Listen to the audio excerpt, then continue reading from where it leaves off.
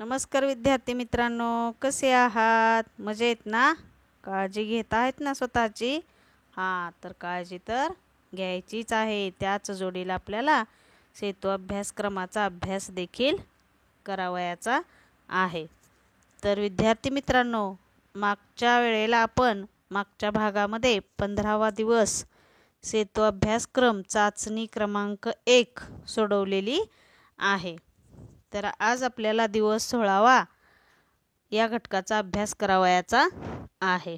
तर आजचं क्षेत्र आहे भाषाभ्यास, व्याकरण, क्षमता कौशल्य, वाचन आणि लेखन आणि संकल्पना आहे वाक्प्रचार आणि अध्ययन निष्पत्ती. विद्यार्थी मित्रांनो, वाक्प्रचार या घटकांची तुम्हाला काय करायची आहे? माहिती घ्यायची आहे आणि त्याचा लेखनामध्ये वापर करावयाचा आहे आणि भरपूर वाक्प्रचारांचा संग्रह करायचा आहे. तर चला तर मित्रांनो, जाणून घेऊया काय म्हटलेलं आहे बघा. इथं शिक्षकांनी शब्दपट्ट्यांवर फळ्यावर पुढील वाक्प्रचारासहित वाक्ये लिहावीत. ती विद्यार्थ्यांकडून वाचून घ्यावीत. विद्यार्थ्यांना वाक्प्रचार अधोरेखित करायला सांगावेत. शिक्षकांनी त्यांचे अर्थ सांगावे, मुलांना विचारावे. तर बघा बरं, आपल्याला इथं 4 पट्ट्या दिलेल्या आहेत, स्क्रीनवर तुम्हाला दिसत असतील आणि मी काय केलेलं आहे तुम्हाला त्याच्या खाली अधोरेखित करून दिलेलं आहे, जेणेकरून तुम्हाला काय करता यावं, तुमच्या शिक्षकांनी विचारल्यानंतर सांगता यावं तुम्हाला. बघा, बोलता बोलता तिचा कंठ दाटून आला. तर या ठिकाणी कंठ दाटून आला म्हणजेच कंठ दाटून येणे हा वाक्प्रचार या ठिकाणी आहे. कंठ दाटून येणे म्हणजे काय बरं? मन भरून येणे, खूप रडू येणे. तर दुसरा आहे रामराव सतत टोमणे मारत असतात. टोमणे मारणे, टोचून बोलणे, कुत्सित बोलणे, कुचकं बोलणं म्हणतो की नाही आपण, त्या पद्धतीनं टोमणे मारणे म्हणजे कुचकं बोलणे, टोचून बोलणे. त्याच्यानंतर तिसरा आहे माझी तर, त्या ठिकाणी मती शब्द पाहिजे. माती झाले बघा, माझी तर मातीच कुंठित झाली असं म्हणलं की नाही, तर तो शब्द मती आहे, माती नाही. तर तिथं तुम्हाला काय करायचं आहे? दुरुस्त करायचं आहे. मातीचं मती समजायचं आहे. असू द्या, तर चूक आपण दुरुस्त करू. माझी तर मतीच कुंठित झाली असं जे आहे तिथं काय मग? मती कुंठित होणे हा आहे वाक्प्रचार. मती कुंठित होणे म्हणजे डोके सुन्न होणे, बुद्धी न चालणे, डोक्यात गोंधळ होणे म्हणतो तसं. पुढचं आहे मीनाने स्पर्धेमध्ये बाजी मारली. आता या ठिकाणी बाजी मारणे हा वाक्प्रचार आहे. बाजी मारणे म्हणजे यश संपादन करणे, विजय मिळवणे, हो की नाही, यशस्वी होणे म्हणतो की नाही आपण, त्या पद्धतीने या ठिकाणी बाजी मारणे हा वाक्प्रचार आहे. चला मग सक्षम बनूया. बघा आपला पुढचा घटक वाक्प्रचार आणि म्हणी या भाषेचे सौंदर्य वाढवित असतात. आता हेच पहा ना, आनंद होणे यापेक्षा गगन ठेंगणे होणे, कामावरून काढून टाकणे यापेक्षा अर्धचंद्र मिळणे, डच्चू मिळणे, नारळ मिळणे, साहित्य संमेलनाचे सूप वाजणे म्हणजे समारोप होणे असे वाचता वाचता आपल्या चित्तवृत्ती फुलून जातात. वाक्प्रचारांचे हे प्रयोजन म्हणजे जणू भाषेतील सुसंस्कृत असे काय आहे, तर भाषेतील सुसंस्कृत असे अलंकार जणू आहेत. तर आपल्याला पुढं काय बघायचं बघा, काय केलेलं आहे या ठिकाणी शिक्षकांनी खालील वाक्प्रचारांचा अर्थ दिलेल्या चौकटीतून शोधण्यासाठी विद्यार्थ्यांना मदत करा असं या ठिकाणी काय केलेलं आहे, दिलेला आहे. स्क्रीनवर तुम्हाला दिसत असेल. मी काय केलेलं आहे, तर जो तो षटकोन आहे त्या षटकोनामध्ये काही जे वाक्प्रचार आहेत त्यांना काय केलेलं आहे, आकडे दिलेले आहेत बघा, अ ब क ड नुसार, आणि ते काय केले इकडं वाक्प्रचाराच्या समोर लिहिलेत. म्हणजे त्या षटकोनामध्ये जे काही उत्तर असेल त्याचं अक्षर ब कडं काय केलेलं आहे इकडं त्याच्या वाक्प्रचारासमोर लिहिलेलं आहे. पहा बरे म्हणजे मग काय आहे नेमकं तर खो देणे. पहिला वाक्प्रचार काय आहे खो देणे हो की नाही. त्याला उत्तर काय आहे नकार देणे. काय आहे त्याचं उत्तर नकार देणे. बघा नीट लक्षात येतंय ना. खो देणे म्हणजे नकार देणे. मग आता स्क्रीनवर कोणचं उत्तर आहे त्याचं ब. म्हणजेच तुम्हाला तिथं ब दिसत असेल लिहिलेलं. ब मध्ये नकार देणे. त्याच्यानंतर पुढे पहा पाश सोडणे आहे की नाही. पाश सोडणे. तर पाश सोडणेला उत्तर काय लिहिलेलं आहे पहा आपण. दिसतंय का तुम्हाला.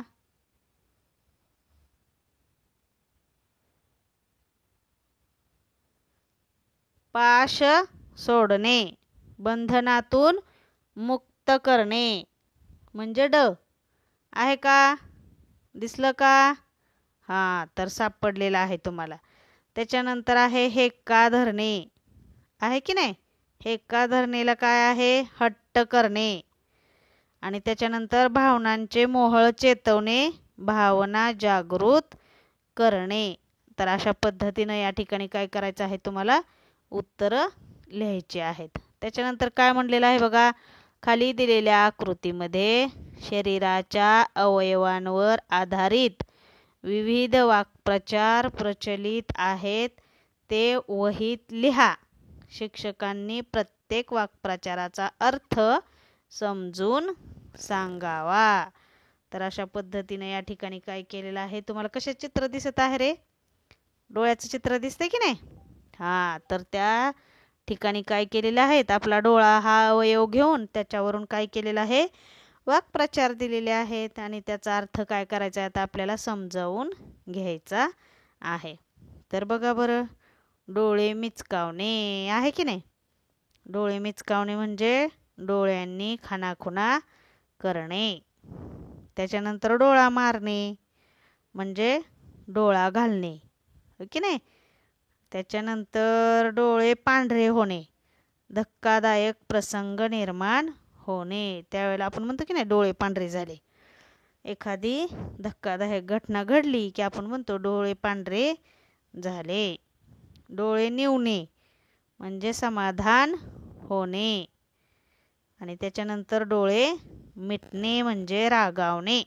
तर अशा पद्धतीने या ठिकाणी डोळा हा अवयव देऊन त्याच्यावर काय केलेलं आहे वाक्प्रचार दिलेले आहेत. आता त्याच्यानंतर काय म्हणलंय बघा चला सराव करूया. शिक्षकांनी विद्यार्थ्यांना सूचना द्याव्यात की खालील वाक्प्रचार व अर्थ यांच्या योग्य जोड्या लावा. तर या ठिकाणी काय केलेलं आहे तुम्हाला तर जोड्या लावून दाखवलेल्या आहेत. तुमच्या स्क्रीनवर तुम्हाला काय केलेलं आहे तर जोड्या लावून दाखवलेल्या आहेत. दिसत आहेत का पहा बरं. हां तर अशा पद्धतीनं तुम्हाला काय करायचं या ठिकाणी सराव करायचा आहे. बघा मग अ गट आणि ब गट असं या ठिकाणी दिलेलं आहे. आता बघा बरं पहिला वाक्प्रचार आहे नजर रोखणे. काय आहे नजर रोखणे. तर याचं उत्तर तुम्हाला इकडं शोधायचं आहे ब गटामध्ये. कशाचं उत्तर शोधायचं आहे तर नजर रोखणे.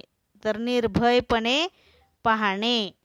काय येईल तिथं निर्भयपणे पाहणे. त्याच्यानंतर पाय जमिनीवर असणे. त्याला तुम्हाला लिहायचंय अ वास्तवाचे भान असणे. त्याच्यानंतर आहे आकाश चार बोटे उरणे. काय आहे आकाश चार बोटे उरणे म्हणजे आपण म्हणतो बघा माझा आनंद गगनात मावेनासा झाला होय की नाही. त्यामुळे त्याच्यासाठी खूप आनंद होणे म्हणजेच आकाश चार बोटे उरणे म्हणजेच आनंद गगनाला गवसणी घालणे. त्याच्यानंतर शेवटचा आहे काळीज काढून देणे. बघा आपलं काळीज काढून दुसऱ्याला दिलं म्हणतो की नाही आपण. आपल्या माकडाच्या गोष्टीत होतं बघा माकडाचं काळीज आणायला लावलं होतं की नाही काढून. त्या पद्धतीनं प्रिय गोष्ट दुसऱ्याला देणे. अशा पद्धतीने या ठिकाणी या जोड्या काय झालेल्या आहेत आपल्या लावून झालेल्या आहेत. आता बघा पुढच्या स्क्रीनवर तुम्हाला काय दिसत आहे. चला कल्पक होऊया. आणि आता डोळ्याचं झालं. आता कशाचं चित्र दिसतंय तुम्हाला? कानाचं दिसतंय की नाही? कानाचं चित्र. आणि काय म्हणलेलं आहे? आपल्या शरीराच्या विविध अवयवांवर आधारित वाक्प्रचारांचा संग्रह करा. त्यामध्ये अनेक नवनवीन वाक्प्रचारांची सतत भर घालत राहा. आणि शुभेच्छा म्हणलंय तुम्हाला. आणि तिथं काय केलं? एक कानाचं चित्र दिले आणि तुम्हाला काय करायला सांगितले? तिथं 5 वाक्प्रचार लिहायचे आहेत कानावर. पहिला त्याने दिलेलाच आहे तुम्हाला, कान टवकारणे. आता दुसरे तुम्हाला काय करायचे? बाकीचे लिहायचे आहेत. तर आता तुम्ही काय लिहू शकता बरं? तर कान टोचणे लिहू शकता. बघा कान टोचले जातात की नाही? चित्रातला कान टोचलेला दिसतंय का तुम्हाला? नाही की नाही? मग आपण लिहायचा कान टोचणे. त्याच्यानंतर कान उपटणे. त्याच्यानंतर कानोसा घेणे, कान फुंकणे, कान देऊन ऐकणे. अजून काय लिहू शकतो आपण? कानावर हात ठेवणे, कान देऊन ऐकणे, कानाला खडा लावणे, कानावर एखादी गोष्ट पडणे. अशा प्रकारे आपण काय करू शकतो? अनेक वाक्प्रचार या ठिकाणी लिहू शकतो. आता बघा कानाच्या खाली तुम्हाला अजून पुन्हा हाताचं पण चित्र दिसत आहे. बघा दिसतंय की नाही हाताचं चित्र? आता इथं सुद्धा तुम्हाला काय करायचे आहे? तर 3-4 वाक्प्रचार काय करायचे? लिहायचे आहेत. आपण भरपूर लिहू शकतो, परंतु आपल्याला तिथे थोडीशी जागा आहे म्हणून काय करायचं? आपण थोडेसे लिहायचे. तुम्ही तुमच्या वहीमध्ये मात्र भरपूर लिहू शकता. बघा हाताचं चित्र आहे की नाही? तिथे एक वाक्प्रचार दिलाय बघा, हातावर तुरी देणे. म्हणजे एखाद्याला फसवून पळून निघून जाणे म्हणतो की नाही आपण? बघ तुझ्या हातावर कशा त्यानं तुरी दिल्या असं म्हणतो की नाही? म्हणजे एखाद्याला सहज फसवणे. आता दुसरं आपल्याला लिहायचं इथं हाताचं वाक्प्रचार घ्यायचे. आता आपल्याला हात आला पाहिजे शब्द त्याच्यात, हातावर आधारित. तर हात मारणे एक म्हणजे हात मारणे. त्याच्यानंतर हात वर करणे. आता ह्याला कशाला म्हणते ती माहिती आहे का? हात वर करणे. आपण एखाद्याला मदत मागायला गेलो की लोक सहज हात वर करतात म्हणतो आपण, म्हणजेच नकार देतात बघा मदत करायला. हात वर करणे. हात दाखवणे, जसं चित्रामध्ये दाखवलाय तसं नकार देणे. बघा काय काय लिहिलं आपण? हात मारणे, हात वर करणे, हात दाखवणे. अजून काय करू शकतो? अजून काय लिहू शकतो? तर हाताचा मळ असणे. म्हणजे आपण म्हणतो बघा एखादं काम म्हणजे माझ्या डाव्या हाताचा मळ आहे, त्या पद्धतीनं. हातावर पाणी सोडणे, हात मारणे, हात दाखवणे, हातात काठी येणे, हातात हात असणे. असे वेगवेगळे वाक्प्रचार आपण काय करू शकतो? तर या ठिकाणी लिहू शकतो. त्याच्यानंतर खाली बघा स्क्रीनवर तुम्हाला दिसत आहे, या ठिकाणी काय म्हणलेलं आहे? खालील वाक्प्रचारांच्या अर्थातील योग्य अर्थ शोधून लिहा. तर या ठिकाणी काय करायचे तुम्हाला? प्रतीक्षा करणे म्हणजे वाट पाहणे असते अर्थ खरं तर त्याचा, होय की नाही? मग तसं वाट पाहणे अशा अर्थाचा वाक्प्रचार बरोबर त्या 3 वाक्प्रचारातनं तुम्हाला शोधायचा आहे. आता मग प्रतीक्षा करणे म्हणजे वाट पाहणे. मग पहिला येतंय का? वाटेने जाणे येतंय का? नाही येत. वाट लावणे तिसरा येतंय का? नाही येत. मग कुठला येतो? वाट बघणे म्हणजेच प्रतीक्षा करणे. म्हणून 2 नंबरचा वाट बघणे हा वाक्प्रचार या ठिकाणी बरोबर आहे. अर्थ बरोबर लागतो. आता बघा दुसरा, पारखा होणे, होय की नाही? पारखं होणे म्हणजे आपण म्हणतो बघा, आई विना पोरग पारखं झालं. म्हणजे काय होणं? थोडक्यात काय? तर अनाथ झाल्यासारखं, निराधार झाल्यासारखं. मग तशा अर्थाचा वाक्प्रचार कोणता आहे बघा बरं? दुरून बघणे येतंय का? नाही. लांबून बघणे म्हणजे नाही येत. दुःश्वास करणे म्हणजे एखाद्याचा तिरस्कार करणे नाही येत. मग पहिलं आहे बघा, वंचित होणे म्हणजेच पारखा होणे. म्हणजे या ठिकाणी हा पहिला वाक्प्रचार वंचित होणे बरोबर येतो. आता बघा तिसरा बघा, पारद होणे म्हणले या ठिकाणी. पारद होणे. आता बघा पारधी शिकारी शिकार करायला गेलेला असतो की नाही? शिकार करणाऱ्याला आपण म्हणतो शिकारी, पारधी. आणि त्याचं जे शिकार असतं म्हणजे भक्ष्य शिकार असतं त्याला शिकार, होय की नाही? एखादा शिकारी जर हरणाचं शिकार करायला गेला तर शिकारी करणारा असतो तो पारधी शिकारी, आणि हरणाला काय म्हणलं जाईल? त्याचं शिकार. हरण त्याचं शिकार होतं. म्हणून इथं मग आपल्याला काय पाहिजे? पारद होणे. शिकार करणे असतं तर वेगळा अर्थ झाला असता, पण इथं पारद होणे म्हणजे शिकाऱ्याचं शिकार. म्हणजे इथं या ठिकाणी तुम्हाला काय करायचं आहे? पहिलं भक्ष्य शोधणे नाही येत, कारण पारद करणे झालं असतं तर आलं असतं. भक्ष्य होणे पण नाही येत. म्हणजे काय येतं या ठिकाणी? तर शिकार होणे. पारद होणे म्हणजे शिकार होणे. तर अशा पद्धतीनं या ठिकाणी काय करायचं आहे? अधिकाधिक वाक्प्रचारांचा संग्रह करायचा. आणि ते काय करा म्हणले बघा तुम्हाला? आकार विल्हे लावा, बोलताना त्यांचा वापर करा, आपली भाषा समृद्ध करा, असं म्हणलेलं आहे. या ठिकाणी तुम्हाला एक नवीन शब्द आलेला आहे, आकार विल्हे लावा. आकार विल्हे म्हणजे आपली जी मूळाक्षर आहेत, वर्ण आहेत, त्यांच्या क्रमानुसार ते वाक्प्रचार लावा. आता मूळाक्षर आपल्या वर्णानुसार घेतलं तर म्हणजे आपला पहिला स्वर जो आहे, स्वराच्या वर्णाच्या क्रमानुसार लिहायचं म्हणलं की आपलं पहिला अ अक्षर आहे, अ स्वर आहे. मग अ वरून सुरू अक्षरावरून सुरू होणारे सगळे वाक्प्रचार अगोदर घ्यायचे. नंतर मग सगळे कुठले?